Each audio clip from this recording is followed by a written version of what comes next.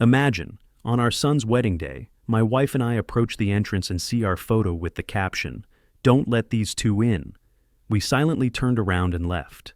2 hours later, he realized that at that moment, his wedding, and the balance between love, betrayal, and justice, was over. Before we continue, please subscribe to the channel and let us know where you are listening in the comments. The taxi dropped us at the Sentinel's entrance at 5:45. Cora smoothed her cream dress one more time, the fabric catching the late afternoon sun. I adjusted my tie, navy silk, the one she'd given me for our 40th anniversary. Inside the lobby, wedding guests clustered in small groups, their voices bouncing off the marble floors. Someone laughed, someone else clinked champagne flutes at the bar. The grand ballroom entrance stood 50 feet ahead. That's when I saw them. 2 portrait-sized photographs mounted on brass easels. Professional quality, the kind you'd see at a corporate event. On the left, my face from our Christmas card 2 years ago.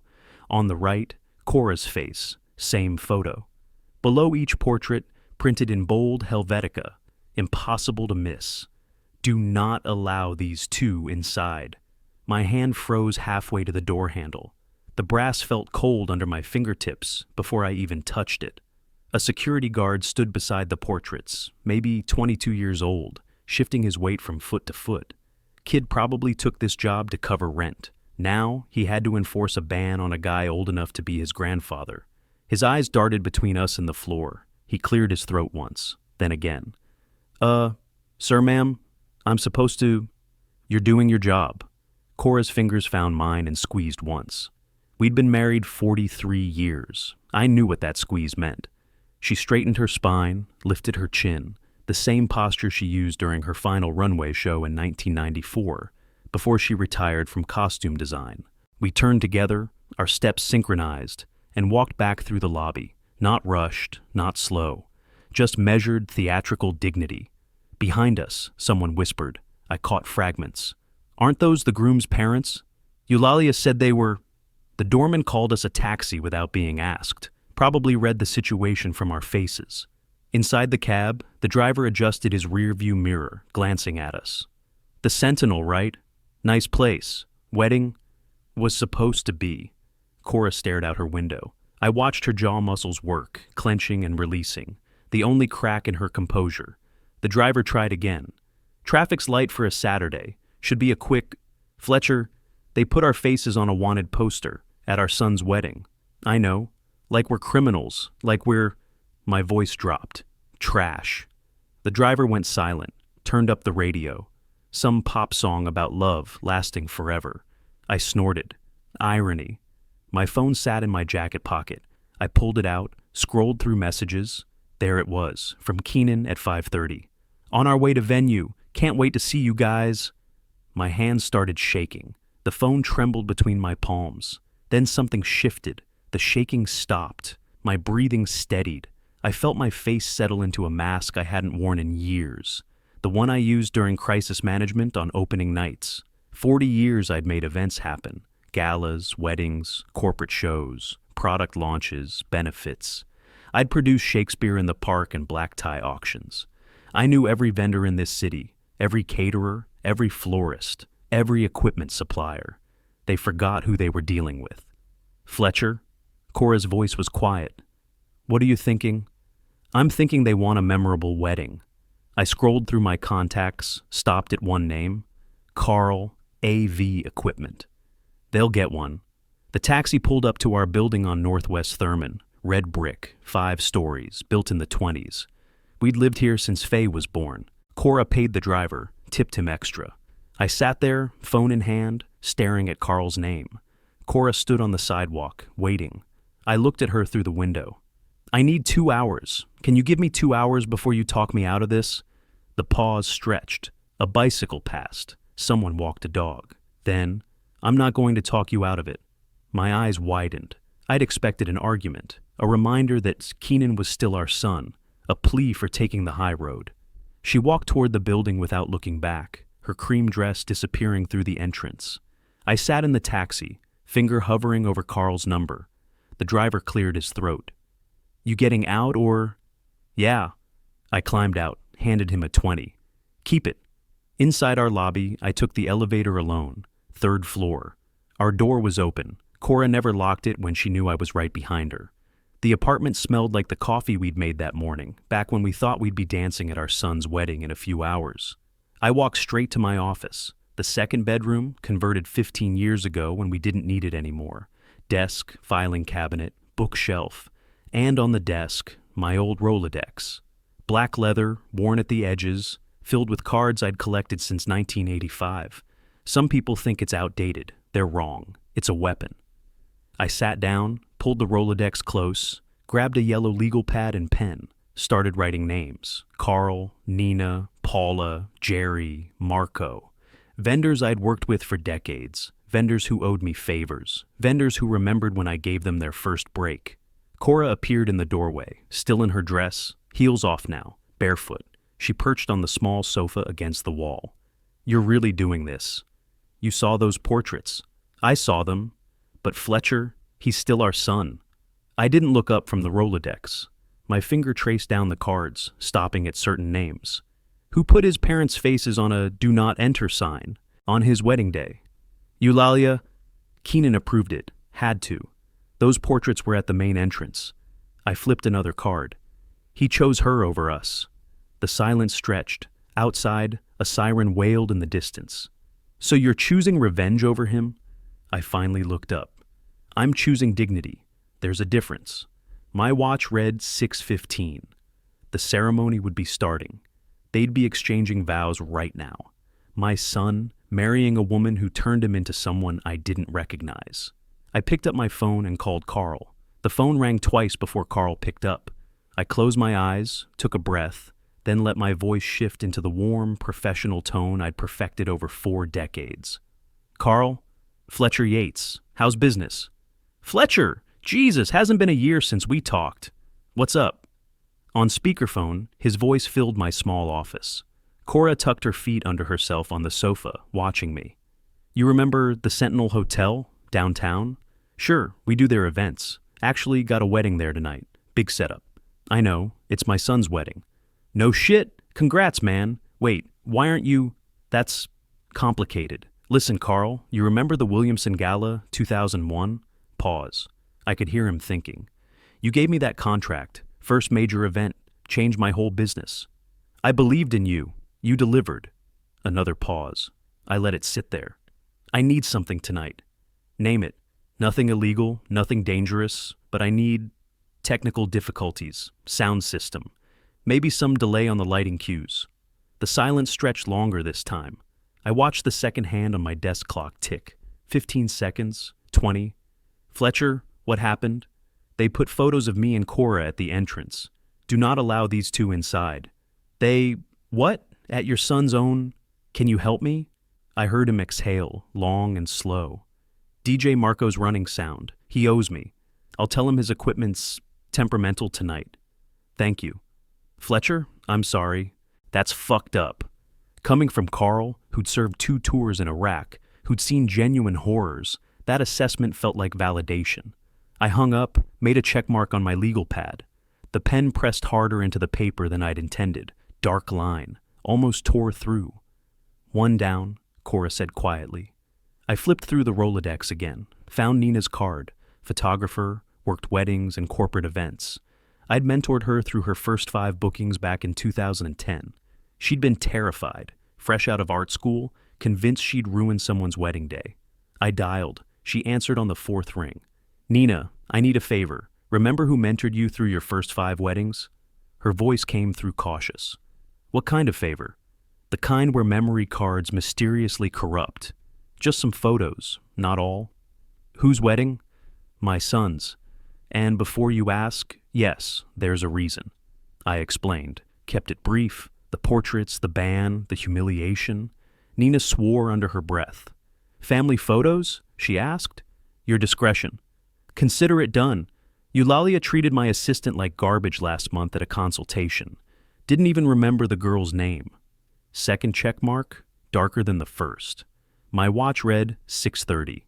They'd be done with the ceremony now. Cocktail hour starting. Guests mingling, waiters circulating with champagne and bacon-wrapped dates.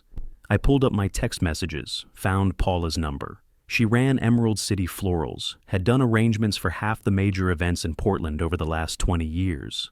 Typed, the Yates wedding tonight at Sentinel. Yvonne Crane, MOB, severe lily allergy. Might want to double-check flower selection. The reply came in 30 seconds. Oh my God, they ordered lilies for centerpieces. I flagged it, but Eulalia overruled me. Me? Shame if those made it into the venue. Paula. I'll make sure they do. Eulalia treated my staff like servants. 3 calls, 3 yeses. 40 years of not being an asshole was paying dividends. Keenan could learn something from that. If he was speaking to me, which, technically, we never weren't speaking since we never had a conversation about being banned from his wedding. Funny how that works. My phone rang. Faye's name flashed on the screen. I glanced at Cora. She grabbed the phone before I could answer, hit the speaker button. Mom, I've been texting Keenan for an hour. He's not responding. What's happening? Cora's voice cracked for the first time since we left the Sentinel. We didn't go to the wedding, sweetheart. What? Why? They put our photos at the door, like a banned list. Silence. Then an explosion. They what? Keenan approved that? Must have. That absolute... Faye stopped herself. Dad, what are you doing?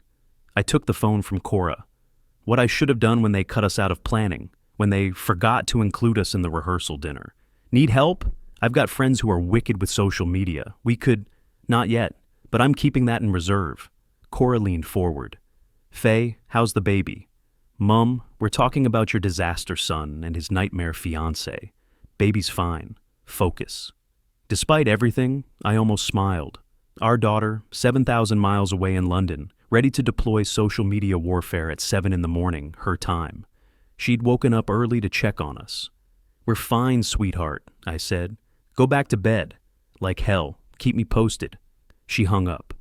Cora looked at my list of vendors, the check marks, the names still uncalled. You're not touching the food, right? People have allergies.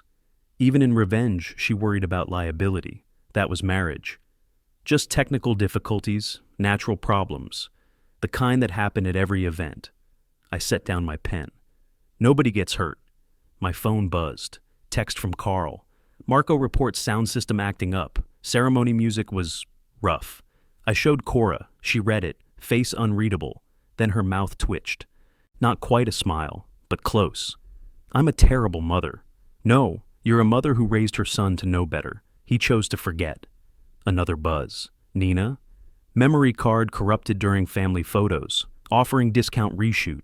They're not happy. I stood, joints cracking. Walked to the window overlooking Northwest Thurman. Saturday evening, people heading to dinner, to bars, to normal lives where their children didn't post their photos like mugshots. My reflection stared back at me from the glass. 69 years old, navy suit. Tie slightly loosened now, face harder than I remembered. Cora appeared beside me. Is it done? Now we wait. My watch read 7:15. First dance would be around 8. Dinner service starting soon. I imagined Eulalia in her dress, probably custom Vera Wang, discovering that the sound system kept cutting out, that half the family photos were corrupted, that her mother was breaking out in hives from the lily centerpieces, technical difficulties, the kind that plague every event. My phone rang. Keenan's name flashed on screen. First call since the portraits. Cora went rigid beside me. We both stared at the phone as it rang. And rang. The sound filled the office, insistent, demanding. My finger hovered over the red decline button. What are you going to say? Cora whispered. I don't know yet. The phone kept ringing. Through the window, I watched a couple walk past, holding hands, laughing about something. Normal people, normal Saturday, normal lives. The ringing stopped. Went to voicemail. I waited. 10 seconds, 20, 30. The phone buzzed. Voicemail notification. I hit play, put it on speaker. Keenan's voice came through tight, stressed. Background noise, music, conversation. The chaos of a wedding reception in full swing. Dad, call me back. We need to talk. Everything's... Just call me. He hung up without saying goodbye. Cora's eyes met mine. He sounds... panicked. You're not calling him back. It wasn't a question. I looked at my legal pad, at the check marks. at the names of people who would help me tonight because I'd helped them first. Because I'd built relationships based on respect, not control. Because I'd spent 40 years learning that how you treat people matters. Lessons my son had forgotten. Not yet, I said. Let him wait, like we waited outside that ballroom. The bartender at Huber's Cafe looked at our formal clothes, then at my phone, vibrating for the 8th time in 20 minutes. You two celebrating something? I glanced down at my navy suit, still crisp despite the evening's chaos. Wedding. Congrats. Whose? My son's. His confusion played across his face in slow motion. And you're here? Long story. Not that long, I said. My phone buzzed again. We were invited, then we weren't.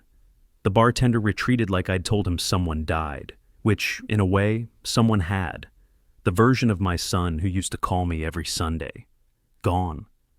Cora sat beside me, still in her cream dress, glass of wine untouched. We'd walked the 4 blocks from our condo to this bar because sitting at home, waiting felt impossible. At least here, we had mahogany and dim lighting and the comfortable anonymity of strangers. My phone lit up. Text from Nina. Ceremony photos corrupted, card formatting error, have about 12 usable shots from 50 plus. Couple is upset. Offering discount reshoot. I type back, unfortunate accident. Very unfortunate. Coordinator already asking about backup photographer. Woman is good. I showed Cora. She read it, said nothing, went back to tracing the rim of her wine glass. Same circular motion, over and over. Physical manifestation of anxiety I'd seen 100 times in 43 years. Another text, this one from Carl. Marco says coordinator found backup DJ. Guy's setting up now. She moves fast. Madison, the wedding coordinator. I'd seen her name on the vendor list months ago when Keenan first shared the planning spreadsheet. Back when we were still included in family conversations. That coordinator, Cora said quietly. Madison, she's fixing things. Can't fix everything. She's trained for this, crisis management. She finally looked at me. You underestimate her, and one person can't save the Titanic. Too many moving parts. Cora's voice went sharp. You're not sinking the Titanic. You're sabotaging your son's wedding. The bartender was suddenly very interested in polishing glasses at the far end of the bar. I took a long drink. The old-fashioned burned going down, familiar and grounding. He sabotaged his relationship with his parents. I'm just providing consequences. Cora stood abruptly. I need air. She walked toward the entrance without looking back. Second time tonight she'd done that. I sat alone at the bar, phone face up on the mahogany, watching texts arrive in real time. A wedding disaster unfolding 4 blocks away. And I was monitoring it like a sports game. My phone buzzed. Text from Paula, the florist. Already done, centerpieces on every table. She's going to have a bad night. I'd sent her instructions 20 minutes ago about the lilies, about making sure they were prominent for cocktail hour when Yvonne would be touring the ballroom before dinner service. Another buzz. Carl again. Marco played the bridal entrance music at half speed. Eulalia walked down the aisle to what sounded like a funeral dirge. I laughed. Actual audible laughter. The bartender glanced over, probably wondering if I was having a breakdown. Maybe I was. 40 years I'd produced events, galas, benefits, theatrical productions. I knew the anatomy of disaster because I'd spent my entire career preventing it. Now I was causing it, and every vendor I'd ever helped was playing their part perfectly. Except, Madison was good, better than I'd expected. The text confirmed it. Backup DJ arriving, backup photographer on call, quick problem solving. Modern wedding coordinators weren't just decorative. They were trained crisis managers with contingency plans for contingencies. I pulled out my small notebook, the one I kept in my jacket pocket for quick notes, crossed out sound and photos, stared at the remaining items on my mental list, added flowers, lilies. The plan was already in motion, but seeing Madison's efficiency made me nervous. One person actually could save a lot of things if they were competent enough. I'd built my career on being that person. My phone rang. Keenan's name flashed. I stared at it. Let it ring. 4 times. 5. It went to voicemail. The bartender topped off my drink without asking. I didn't even notice until I took another sip and realized the glass was fuller than it should be. Minutes crawled. Updates kept coming. Marco reported sound system troubles during the ceremony. Check. Nina confirmed photo corruption. Check. But each update also mentioned Madison, the coordinator ninja, parrying every problem I threw at her. I'd knocked out the DJ, she found another. I'd corrupted photos, she was calling backup photographers. This woman probably had a spare wedding cake in her car just in case. My phone buzzed. Paula? Yvonne just walked into ballroom for dinner seating. Lilies everywhere. She hasn't noticed yet. Talking to guests. Wait for it. I showed Cora's empty seat, then realized she was still outside. Another buzz. She's sneezing, eyes watering. Coordinator noticed, moving toward her. I leaned forward on my bar stool, elbows on the bar, eyes locked on my phone screen. Waiting. The bartender asked if I wanted food. I waved him off. Buzz. Yvonne being escorted out, Eulalia following, full meltdown in progress. My hand tightened around my glass. The crystal pressed into my palm, cold and hard. I'd done it. Crossed from inconvenient technical difficulties into actual physical harm. An allergic reaction wasn't just a ruined moment. It was personal suffering, and I couldn't take it back. The door opened. Cora returned, stood behind me, looked over my shoulder at my phone, read Paula's message. Her hand landed on my shoulder, squeezed once. Not comfort, more like acknowledgement. Look what we've done. My phone buzzed again. Paula. Madison removing centerpieces herself. Eulalia screaming at her. Guests starting to film. This is bad. I could hear her from outside, Cora said. Hear who? Eulalia, screaming at the coordinator. The windows are open. I set my phone down, both hands flat on the bar, head bowed. She'll calm down. Will she? Cora sat back down beside me. Because from where I'm standing, we're destroying our son's wedding. He destroyed our relationship first. That makes it okay? An eye for an eye? Makes it fair. Cora's pause stretched long enough that I looked up. Her face was unreadable in the dim bar light. Does it feel fair right now? I didn't answer. Couldn't answer. Because somewhere between monitoring texts and checking off my list, fair had started feeling a lot like wrong. Paula's next text came through at 8:02. Yvonne sneezing nonstop, face getting red. The bartender glanced over. Bad news? Depends on your perspective. Cora sat rigid beside me, still hadn't touched her wine. I was on my third old-fashioned. The alcohol made everything slightly softer around the edges, which was either helping or making everything worse. Paula again. Madison noticed, asking me about flower types. I'm playing dumb. Then, Yvonne can't breathe properly. They're taking her out. Eulalia is losing it. I muttered something under my breath. The bartender heard it, didn't ask for clarification. According to the timeline I'd memorized from months of wedding planning discussions, they should be starting dinner service right now. First course, probably the butternut squash soup Eulalia had insisted on. First dance scheduled for 8:30. My phone showed 8:15 p.m. Nina's text arrived. DJ system down. Total silence during first dance announcement. Madison looking frantic. Keenan and Eulalia just standing there. I typed, "Good." Her response came slower than usual. "Fletcher, couple looks crushed, like actually devastated. You sure about this?" I stared at the message. My thumb hovered over the keyboard. Nina again. "You there?" "I'm sure." But the pause before I responded was too long.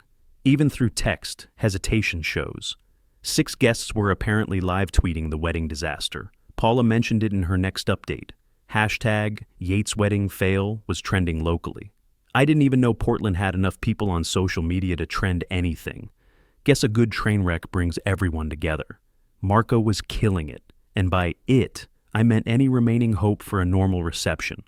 According to Carl's report, he'd tapped that dead microphone with the solemnity of a doctor calling time of death.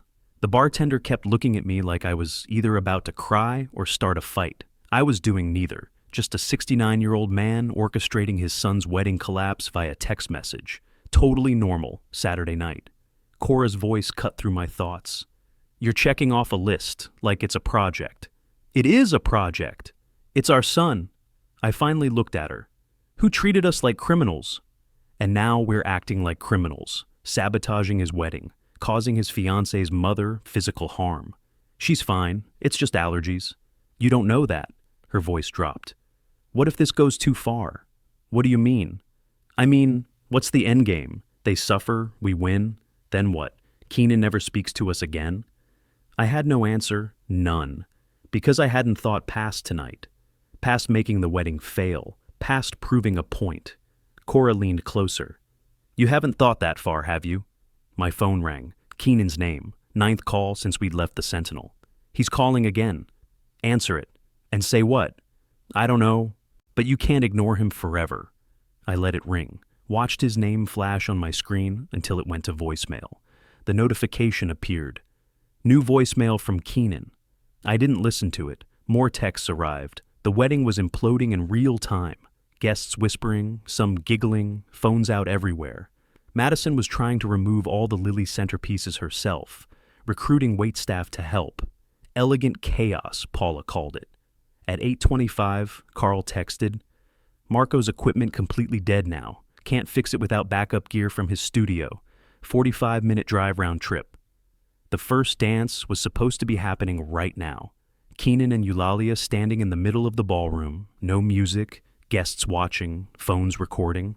I imagined it, the silence, the embarrassment, the slow realization that nothing was going to work tonight. My chest felt tight.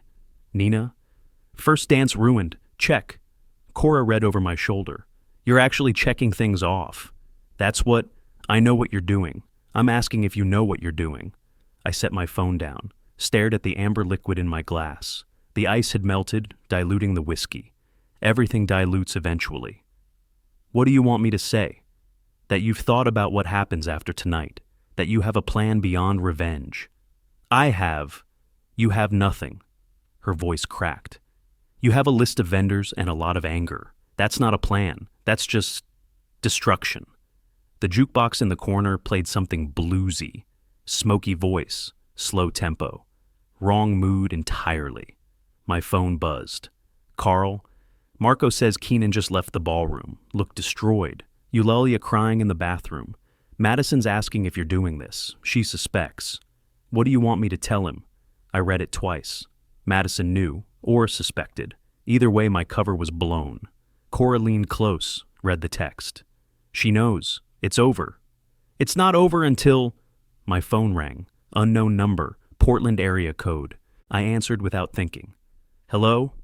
Mr. Yates. Woman's voice.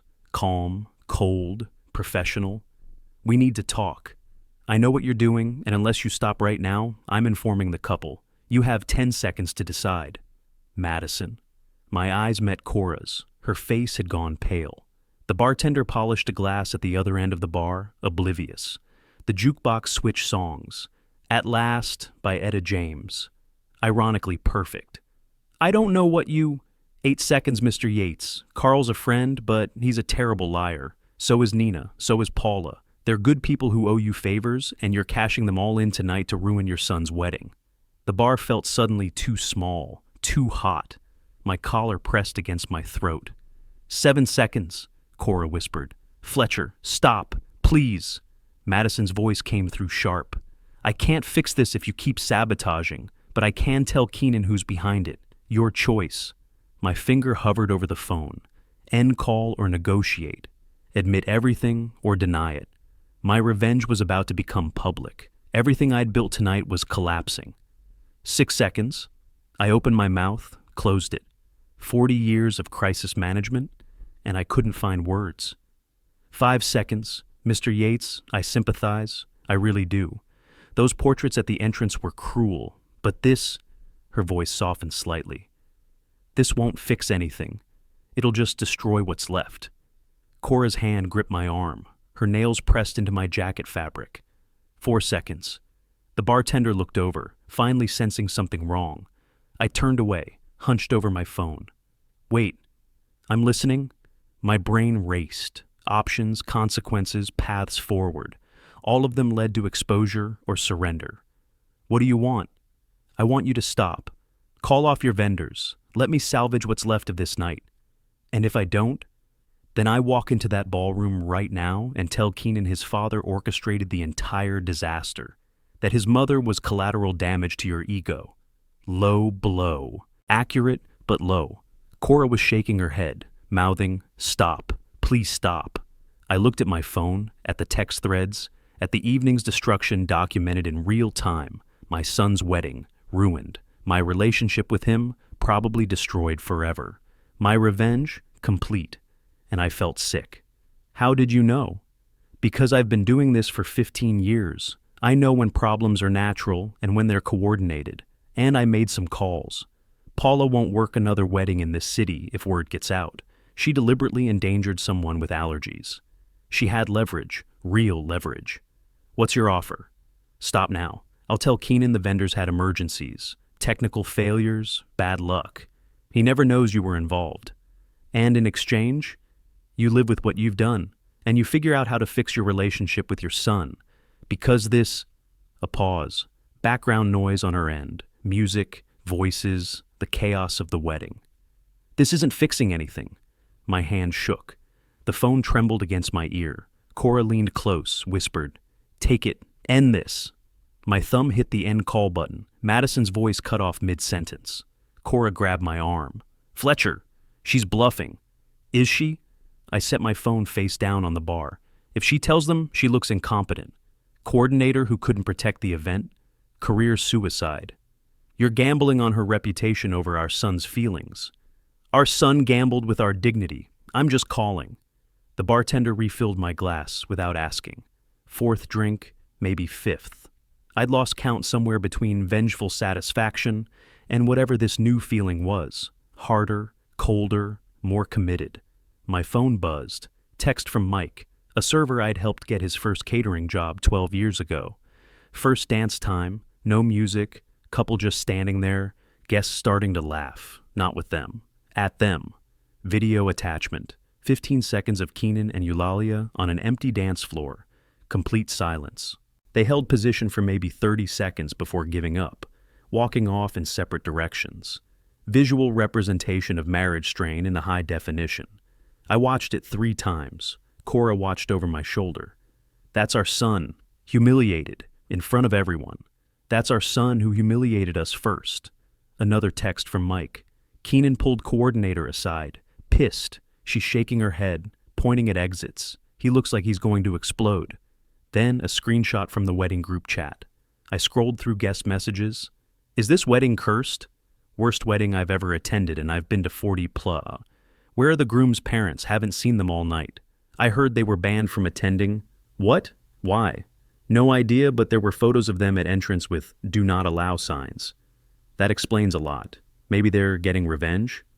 Guest number 3 deserved detective credit. Sherlock Holmes, with a smartphone and an open bar tab.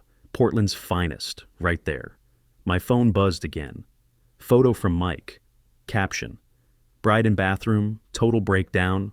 MOH trying to calm her. She keeps saying, "Everything's ruined. Everything's ruined." Thought you should know. The image showed Eulalia sitting on a toilet lid, face in hands.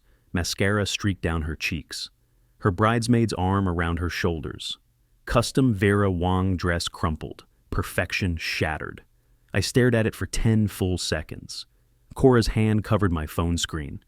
Look at me, not the phone, me. I looked up. Maybe that's enough. What? You've made your point. They're suffering. Maybe we stop now. They banned us, with our photos, like we're criminals. And now their wedding is destroyed, eye for eye. It's done. Is it? Because I still feel like the father who wasn't allowed to see his son get married. More revenge won't change that. No, but it'll make sure they never forget what they did. My phone rang. Keenan's name flashed. 10th call. I let it ring 3 times before swiping to answer. Brought the phone slowly to my ear. Said nothing. Dad, please, I know you're there. I'm here. His exhale came through sharp with relief. It's you, isn't it? The photos, the music, everything. I don't know what you mean. Dad, don't lie to me. The coordinator said she's never seen so many problems at one venue. Said it's statistically impossible. But you know what is possible? You calling in favors. You know every vendor in this city. Do I? Dad, please, I'm sorry, okay? I'm sorry about the signs. I'm sorry we didn't. I cut him off. Voice ice. You put our faces on a banned list at your wedding. Your mother cried in the taxi. Did you know that? She cried. It wasn't my idea. Eulalia and Yvonne wanted, and you let them. You're 34 years old, Keenan. You made a choice. His voice broke. I made a mistake, a huge mistake. But Dad, this is my wedding. Please, make it stop. I can't stop what I didn't start. Dad, enjoy your evening, or what's left of it. I hung up, set the phone face down, pushed it away slightly, raised one finger to the bartender for another drink. Cora's voice came quiet. That was cruel. That was honest. You just hung up on our son while he's apologizing. He apologized when he got caught, not before. Not when he put those signs up. So you're perfect? Never made mistakes? I had no answer for that. I've supported you tonight. Don't mistake that for approval. Then why are you still here? Because you're my husband. Because they hurt both of us. But Fletcher, she paused, choosing words carefully. This stops soon, or you stop being the man I married. The bartender was starting to piece things together. He'd poured me 4 drinks, watched me ignore 9 phone calls, and now I'm smiling at a photo of a crying bride. He probably thought I was a psychopath. Fair assessment, honestly. My phone buzzed. Carl? Marco says Madison just offered him $2,000 cash to tell her who put him up to the sound failure. He's thinking about it. Heads up. My stomach dropped. Cora read it over my shoulder. She's not bluffing anymore. She's investigating. I started typing a response. The bar door opened. I glanced up reflexively. Madison walked in, still in her coordinator outfit, black suit, headset around her neck, iPad under her arm. She scanned the bar, spotted me immediately. Our eyes met across the room. She started walking toward us. Cora gripped my arm. What do we do? Madison reached our section of the bar, pulled out the stool next to me without asking, sat down, looked directly at me. Mr. Yates, we need to talk. My carefully constructed plan just walked through the door and sat down next to me. Madison signaled the bartender. Whiskey, neat, top shelf. Her voice was calm, controlled, professional. Mr. Yates, Mrs. Yates, mind if I join you? I kept my voice cautious. That depends on what you're here to say. I'm here to say I know what you did tonight. The photographer, the DJ, the flowers, all of it. Cora shifted into protective mode. We don't know what you're... Madison cut her off. Please, I've coordinated 200 weddings. I know sabotage when I see it, and I know why you did it. Do you? I saw those photos at the entrance, your faces. Do not allow these two inside. I'm not here to judge you. I'm here to say... She paused, took her drink from the bartender. I don't blame you, not even a little bit. I stared at her. Cora's grip on my arm loosened. Why are you telling us this? Because Eulalia Crane and her mother are the worst clients I've had in 10 years. And I once coordinated a wedding where the groom was actively cheating with the maid of honor. Cora leaned forward. What did they do?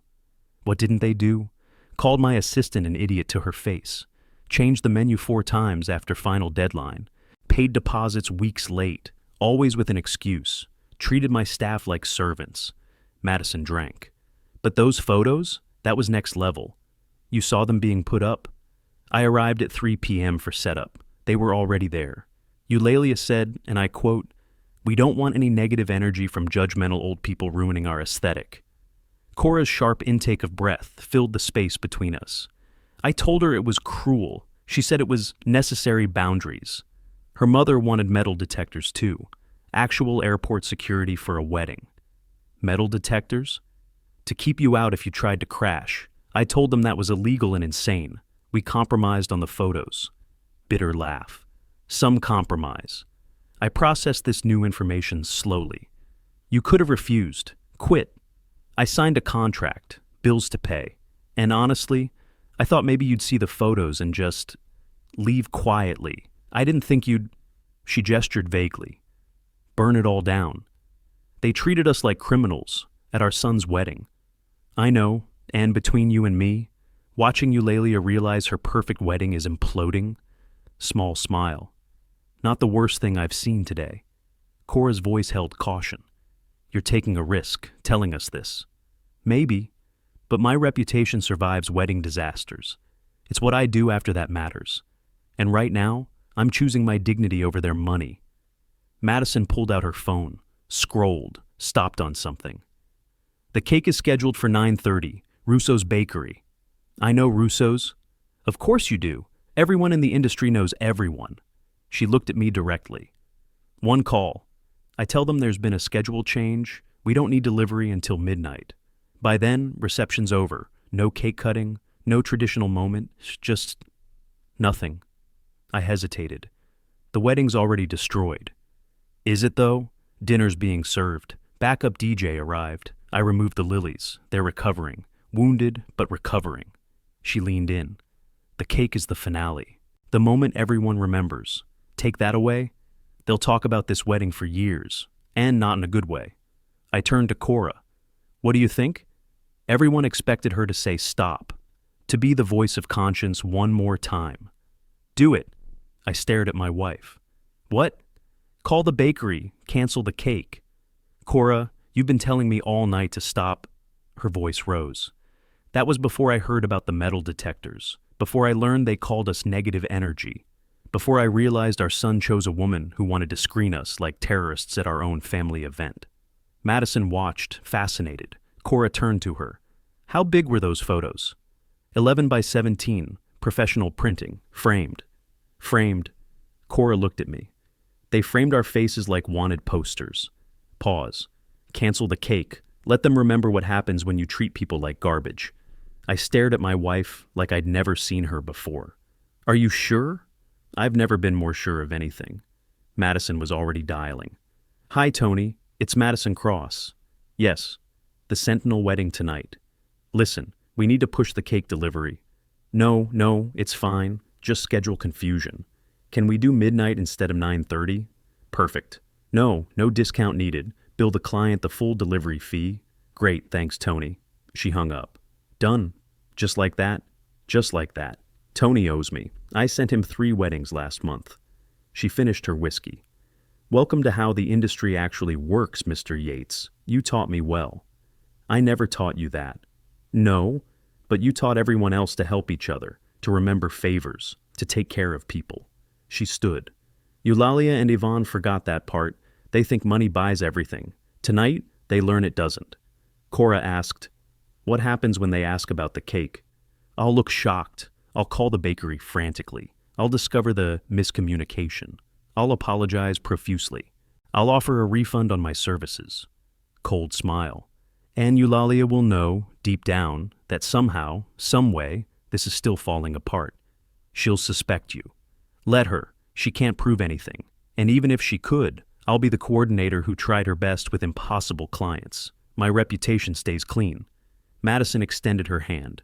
It was a pleasure not meeting you tonight, Mr. Yates. I shook it, bemused. Likewise? You've got a backbone, Mrs. Yates. I respect that. She looked at both of us. Enjoy the rest of your evening. I know I'll enjoy mine. She walked out. The door closed behind her. Cora stared at her wine glass. I just helped destroy our son's wedding. We both did. Why don't I feel bad? Because they earned it. She looked at me. Or because we're both terrible people. Maybe, but we're terrible together. Small smile. First, real one all night. That's the most romantic thing you've said in years. I raised my glass. To being terrible? Cora finally picked up her wine glass. To being terrible.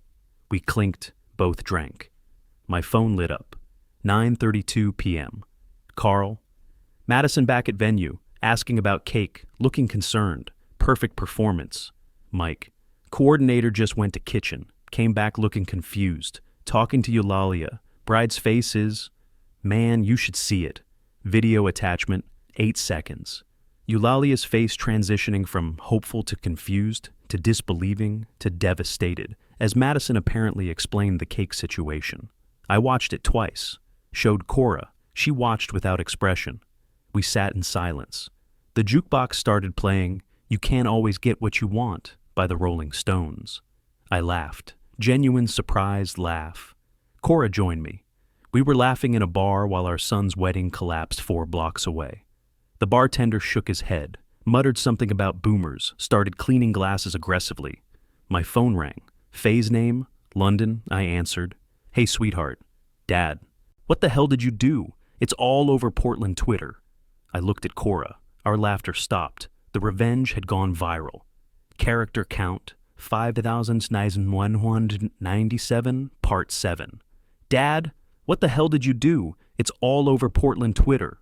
Faye's voice came through sharp from London. 7 in the morning her time. She'd woken up early to check on us. Seeing what? Twitter, Instagram, it's everywhere. Hashtag Yates wedding, fail is trending in Portland. I looked at Cora. We're trending. What does that mean? Faye explained it meant everyone in Portland with a smartphone knew about Keenan's disaster wedding. Videos of the ceremony music failing. Photos of the empty cake table. Someone had even posted the banned photos of us from the entrance. My stomach sank. The entrance photos are online? Everywhere. People are calling it cruel and dystopian. The comments are, well, they're on your side, actually. But Dad, this is bigger than you planned, right? I set my glass down carefully. Yeah, bigger than I planned. I pulled up Twitter on my phone, started scrolling. The hashtag was real. Dozens of posts, videos, commentary. Imagine banning your own parents from your wedding with framed photos. Karma is real. This wedding is a masterclass in what not to do. Everything that could go wrong did. Update. Now there's no cake either. This bride can't catch a break. Then one that made my blood cold. Plot twist. What if the groom's parents are orchestrating this? Would be legendary revenge. I showed Cora. Someone's figured it out. They're guessing. They don't know. Yet. My phone buzzed. Mike. Coordinator just came back from phone call. Looks shocked. Going to bride and groom now. 30 seconds later, she told them, Eulalia just collapsed. Not fainting, just gave up. Sitting in a chair staring at nothing. Then, Mobe, Yvonne, is screaming at coordinator. Like, red-faced screaming. Guests backing away. I told Cora, Madison's earning her fee. Her voice held no humor. So are we, in karma. More updates flooded in. Instagram stories showing the empty cake table. Photos of Eulalia in that chair, blank-faced. A carousel post titled, Wedding Fail of the Century, with laugh-crying emojis.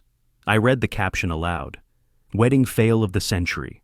That's what we did. We created the wedding fail of the century. They created it. We just helped it along. Cora looked at me. Do you believe that? Pause. I'm trying to. My phone rang. Keenan again. I answered without thinking, brought it slowly to my ear, said nothing. Dad, please, I know you're there. Silence stretched. Then Mike's text. Yo, Fletcher, something's happening. Keenan's taking the microphone. I put the phone on speaker. Background noise, feedback. Then Keenan's voice came through amplified. Hey everyone, can I have your attention? Murmurs quieted. I know tonight's been a disaster.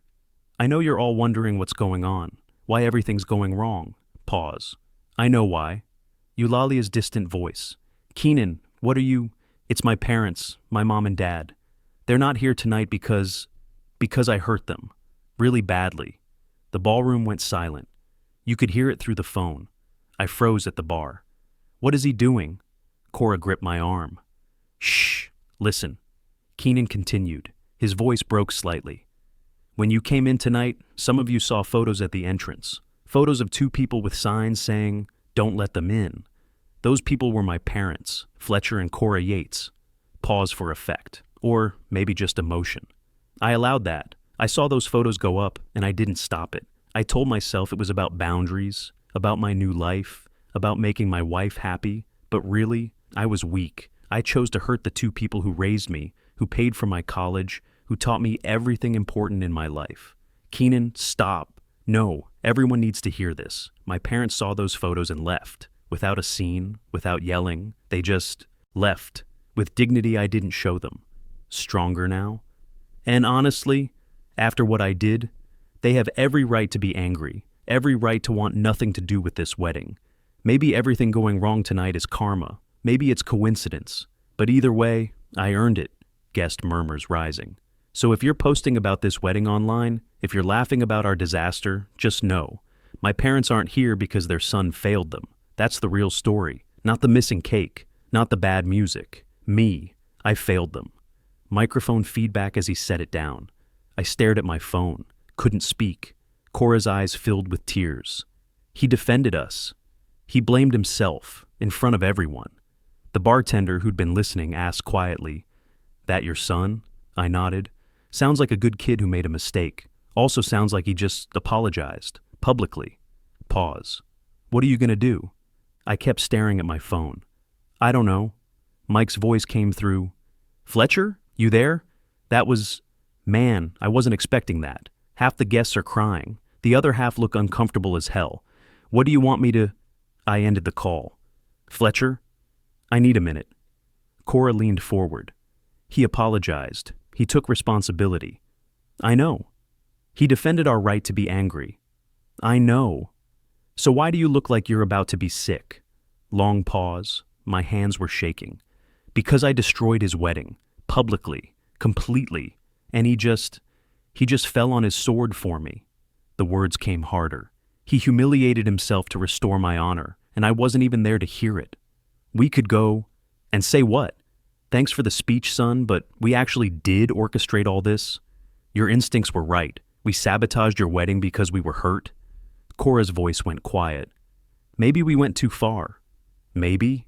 Bitter laugh. Cora, our son just took a microphone at his own disaster wedding and told 150 guests he deserved it. That's not maybe. That's definitely. I put my head in my hands. The bartender poured me water instead of whiskey. Even he could see I needed to sober up. My phone buzzed. Madison. You need to see this. Now. Link to Twitter. I clicked it. Video posted 2 minutes ago.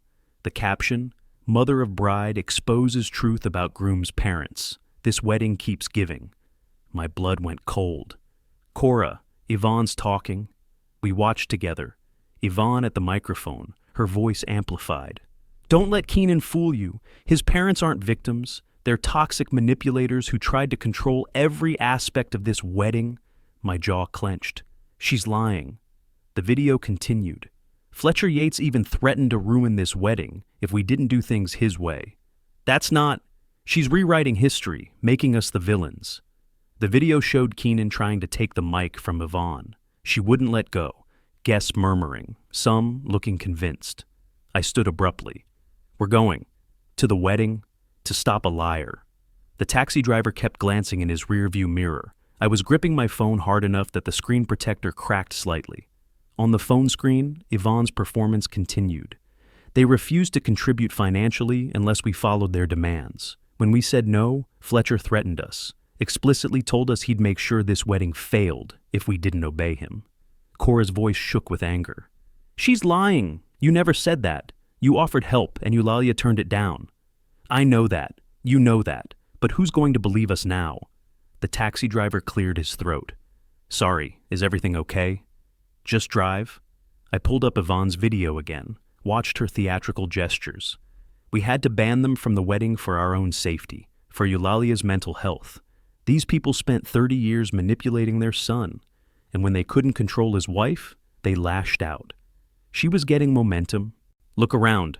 Every disaster tonight, they have connections in this industry. Who do you think orchestrated this? Guest murmurs, some nodding, Keenan trying to grab the mic.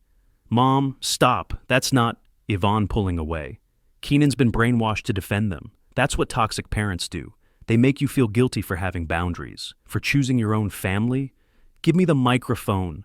The video cut off as Keenan finally wrestled it away. Cora grabbed my arm. We have to get there. We have to defend ourselves. Against what? A crying mother defending her daughter? We walk in there. We look like the villains she's describing. So we just let her lie? I was already dialing. No. We let the truth speak for itself. What truth? Eulalia's own words. Faye answered on the first ring. What happened? Yvonne's at the wedding, telling everyone we're toxic manipulators who tried to control the wedding and threatened sabotage. That's bullshit. I know it's bullshit. I need to prove it's bullshit. Eulalia has Facebook, right? Everyone has Facebook, Dad. Can you access her posts, old ones, from before the wedding? Pause. She was catching on. You think she posted about you?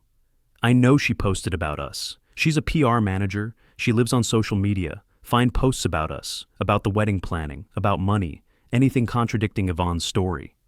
That's Dad, that's kinda brilliant. Hang on. Keyboard sounds. Her profile's public. Rookie mistake for a PR person. Let me scroll. Fast, please. I'm scrolling as fast as humanly. Wait, oh. What? Dad, this is gold. I put her on speaker. Cora leaned in. Faye read. October 2023. Keenan's parents offered to help with wedding costs again. So uncomfortable. We're trying to build our life, not live in their shadow. 127 likes. Cora's voice came vindicated. We offered. She refused. December 2023.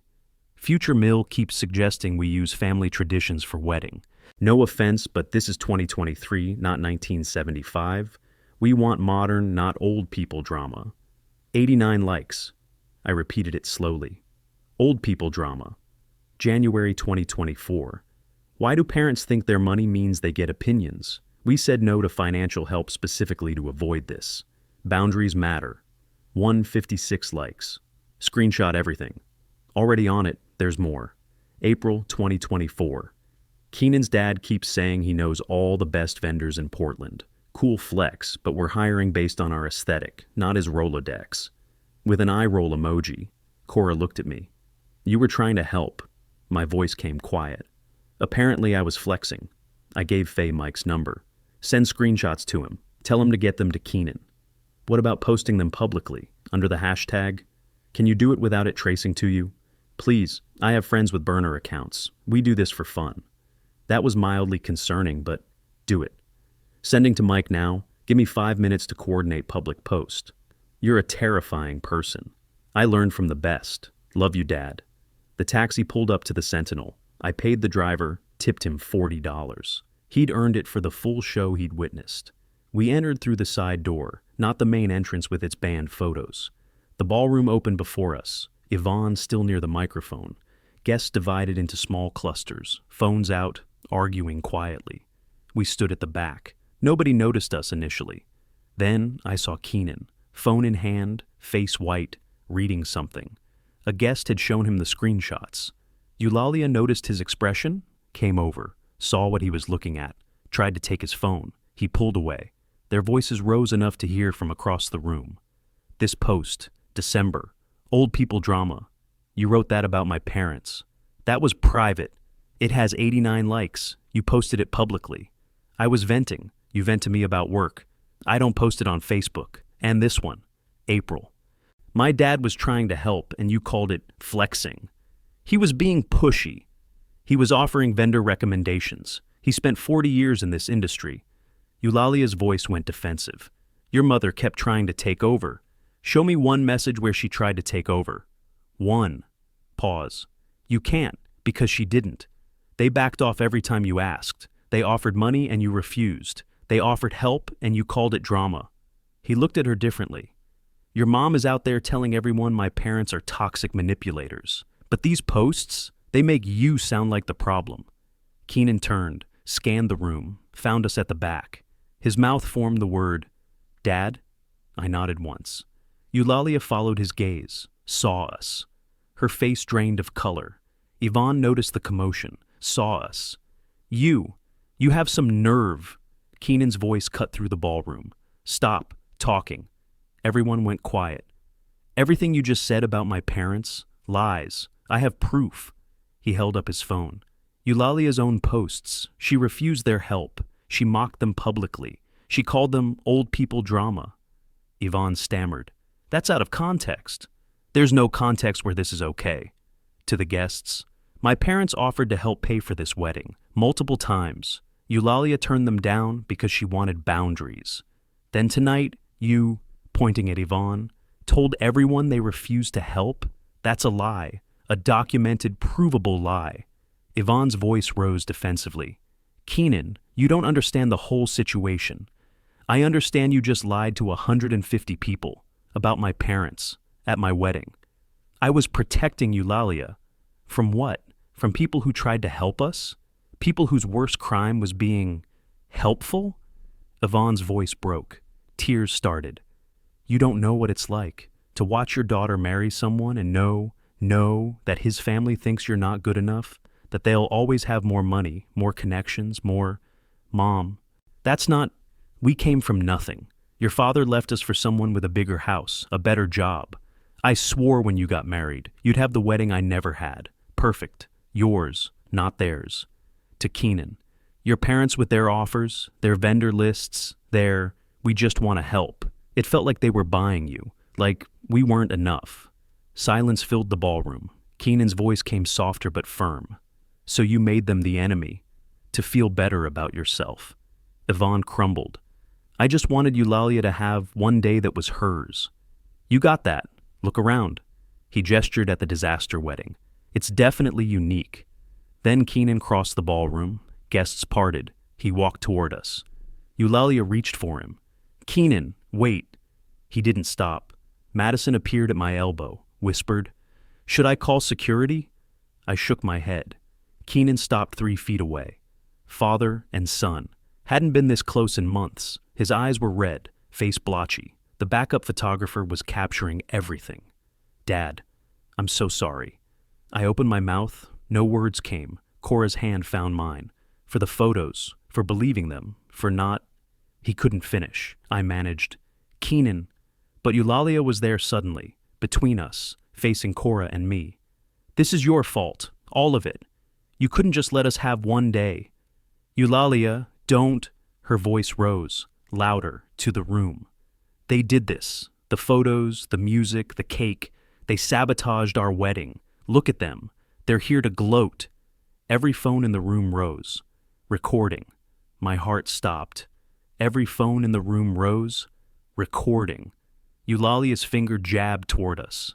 They sabotaged our wedding. The photos, the music, the cake. Look at them. They're here to gloat. My mouth opened. Nothing came out. Keenan's hand shot up between us. No, Dad, don't. He turned to Eulalia, started removing his boutonniere slowly, deliberately, dropped it on the floor. Eulalia, stop talking.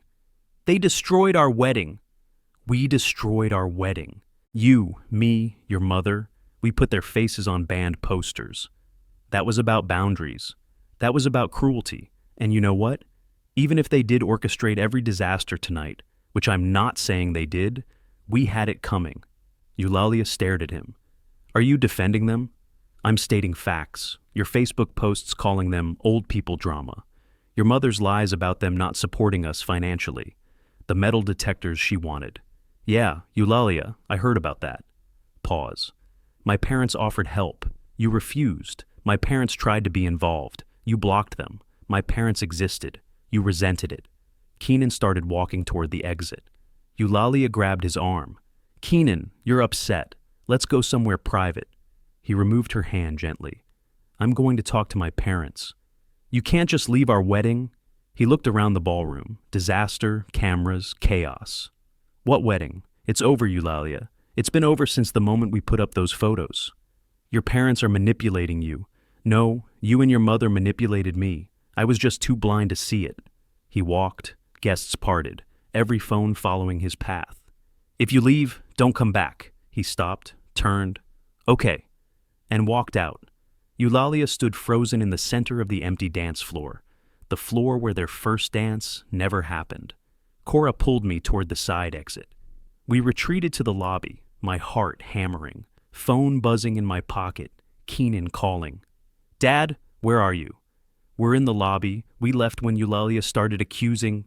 Can you come outside? I need to talk to you. Keenan, maybe you should go back inside. I'm not going back in there. I'm done. Please come outside. Pause. Cora's hand gripped mine. We're coming. We found him under a streetlight, still in his tuxedo. Boutonniere gone, standing like he wasn't sure his legs would hold. He saw us. His face crumpled. 34 years old, crying like a child. I'm so sorry. I stopped several feet away. Keenan, no, let me say this. I was an idiot. A complete idiot. I let Eulalia and Yvonne convince me you were the problem, that you were controlling, manipulative, toxic. I believed them over you. Cora's voice came quiet. They're very convincing. He shook his head hard. That's not an excuse. You're my parents. You raised me. You were never anything but supportive. And I let them put your faces on those signs like you were criminals. Tears now. I saw those signs go up and I didn't stop it. I told myself it was about boundaries. But it was cowardice. I was scared Eulalia would call off the wedding if I stood up to her. She might have. I know. And that should have told me something. He wiped his face.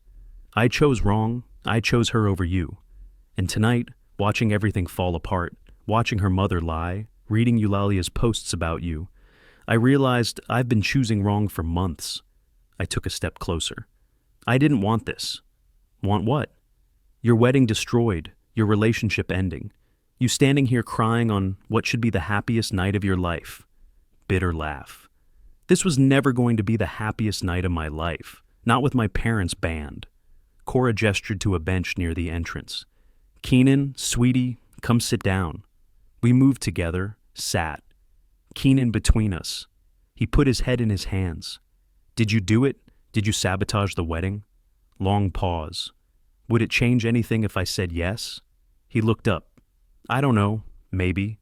But honestly, I don't care. Those posts of Eulalia's, they're worse than anything you could have done. At least your actions were in response to being hurt. Her posts, she mocked you for months, for being generous, for offering help, for existing. She's young, she made mistakes.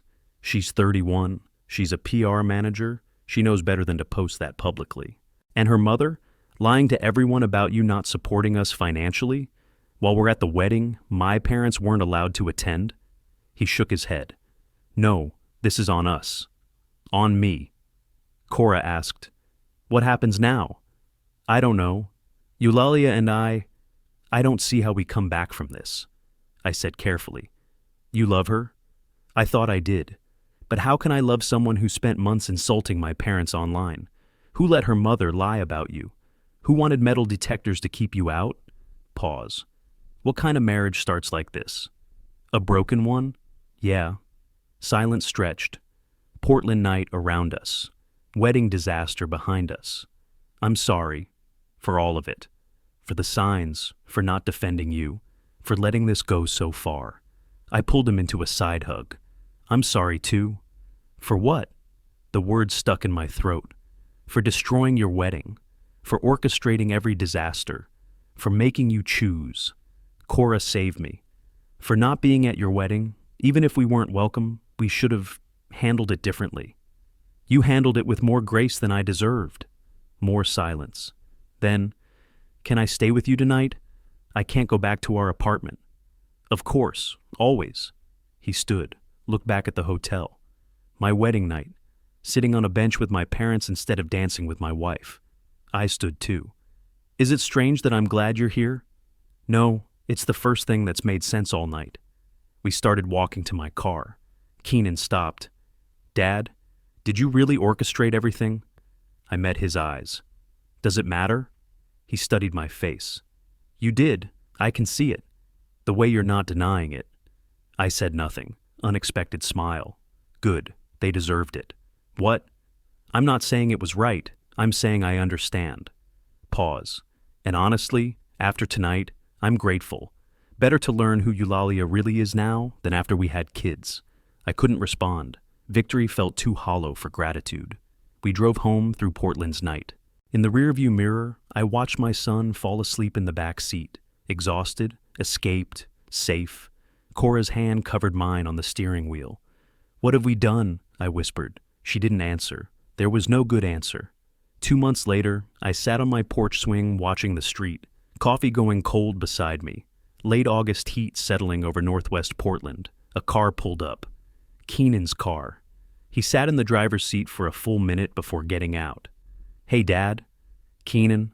I stood slowly. You look thin. Haven't been eating much. He reached the porch steps, paused. Can I come in? The question surprised me. You never have to ask. After everything, I wasn't sure. Come in, son. Inside, I made coffee. He took his old seat at the kitchen table, same spot from childhood. I brought him coffee the way he liked it. Milk, no sugar, muscle memory of parenthood. Mom at work. Consulting job downtown, back around 6. How is she? Worried about you. We both are. I'm okay. I sat across from him. You drove here after 6 weeks of silence. You're not okay. Small smile. Fair point. His left hand wrapped around the coffee mug. No wedding ring. Tan line visible where it used to be. He kept touching the spot. Eulalia and I are done, I said carefully. I'm sorry. Are you? I met his eyes finally. Yes. I didn't want you heartbroken. You wanted me away from her. I wanted you to see who she was. That's different from wanting you hurt. He nodded, drank coffee. Well, I saw, clearly, repeatedly. After the wedding, we tried. We really did. Stayed at a hotel that night, talked for hours. She blamed you, your mom, her mother, the vendors, Mercury, and retrograde probably. Everyone but herself. And you? I blame myself, for the photos, for not standing up to her, for choosing her over you. We were blaming different things. That should have told me something. He explained the rest. 2 weeks later, Eulalia suggested they do the wedding over. Full reset. Same vendors, same ballroom. Proved to everyone it could work. Price tag, $50,000. I whistled low. I said no. She said I wasn't committed to our relationship. I said I wasn't committed to throwing money at her ego. She cried. I didn't budge. First time I'd ever said no to her about something big. Pause. Felt good, honestly. When did it end? Month ago, she moved out, left her key on the counter, texted, I deserve someone who chooses me. I replied, I chose you over my parents for a year. You chose your image over me. She blocked my number. I'm sorry you're going through this. Don't be. You were right. I didn't want to be right. Not like this. What did you want? Long pause. I wanted you to see that those photos were wrong, that we didn't deserve to be banned from your wedding. I wanted acknowledgement, apology, respect. You got all three. At the cost of your relationship, which was built on me disrespecting you. So, what exactly did I lose? Bitter edge. A fiancé who called you old people drama on Facebook? A mother-in-law who lied about you to 100 guests? Yeah, Dad, what a loss. You loved her. I loved who I thought she was. Big difference. Quiet settled. Then, I wasted so much time, a year and a half with someone who didn't respect my family, who mocked you for being generous, who made me choose between her and you, then acted like it was your fault when everything fell apart. You're 34. You have time.